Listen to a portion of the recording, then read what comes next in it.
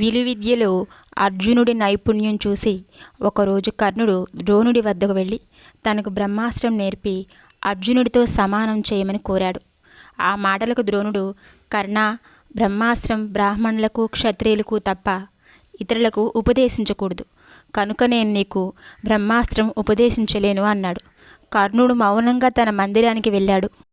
ద్రోణుడు బ్రహ్మాస్త్రం నిరాకరించిన తర్వాత కర్ణుడు మహేంద్రగిరి వద్ద ఉన్న పరశురాముని వద్దకు వెళ్ళి తాను బ్రాహ్మణుడని అబద్ధం చెప్పి పరశురాముని శిష్యుడిగా చేరాడు. పరశురాముడు కర్ణుడిని తన ప్రియశిష్యుడిగా స్వీకరించాడు. కర్ణుడు పరశురాముడి వద్ద అస్త్రవిద్యను అభ్యసిస్తున్నాడు. ఒకరోజు కర్ణుడు అస్త్రవిద్యని అభ్యసించే సమయంలో కర్ణుడి బాణం తగిలి ఒక బ్రాహ్మణుడి హోమధేనువు చనిపోయింది. అందుకు కోపించిన బ్రాహ్మణుడు యుద్ధంలో ప్రాణాపాయ సమయంలో నీ రథచక్రం భూమిలో కూరుకుపోవుగాక అని శపించాడు. తర్వాత కర్ణుడికి పరశురాముడి శాపం కూడా తగిలింది. కర్ణుడు పరశురాముడి వద్ద బ్రహ్మాస్త్రం మొదలు అన్ని అస్త్రములను అభ్యసించాడు. ఒకరోజు పరశురాముడు అలసిపోయి కర్ణుడి తొడమే తలబెట్టి నిద్రించసాగాడు. ఒక భయంకరమైన పురుగు కర్ణుడి తొడ తొలిచి రంధ్రం చేయసాగింది.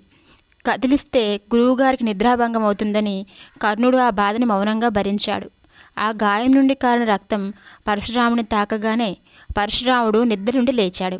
పరశురాముడు కర్ణుడిని అడిగి విషయం తెలుసుకున్నాడు. పరశురాముడు ఆ పురుగును చూడగానే ఆ పురుగుకు శాప విమోచనమయ్యి ఓ రాక్షస రూపం ధరించి, మహాత్మా, తమరి వీక్షణంతో నాకు శాప విమోచనమైంది, ధన్యుడినయ్యాను. నేను శగ్రస్తుడు అనే రాక్షసుడిని. పూర్వం భృగు మహర్షి బారిన అపహరించినందుకు ఆయన ఇచ్చిన శాపంతో ఇలా కీటకంగా మారాను. అమృత సమానమైన మీ చూపులతో శాప విమోచనమైందని చెప్పి వెళ్ళిపోయాడు. తర్వాత పరశురాముడు కర్ణుడిని చూసి, కర్ణ, నీవు చూపించిన సాహసం బ్రాహ్మణోచితం కాదు, నీవు ఎవరివో నిజం చెప్పని అడిగాడు. కర్ణుడు భయంతో వణుకుతూ, గురుదేవా, నేను బ్రాహ్మణుడును కాను, సూతుడును అని బదిలిచ్చాడు. పరశురాముడు కర్ణుడు తనతో అసత్యం పలికినందుకు కోపించి, కపటంతో అసత్యమాడిన నీవు నా వద్ద నేర్చిన అస్త్రవిద్యలు నీకు పనికి రాకుండా పోతాయని శాపమిచ్చాడు. ఈ విధంగా మహాభారతంలో కర్ణుడు పరశురాముడి వద్ద అస్త్రవిద్య నేర్చుకునే సమయంలో 2 శాపాలకు గురి అయ్యాడు.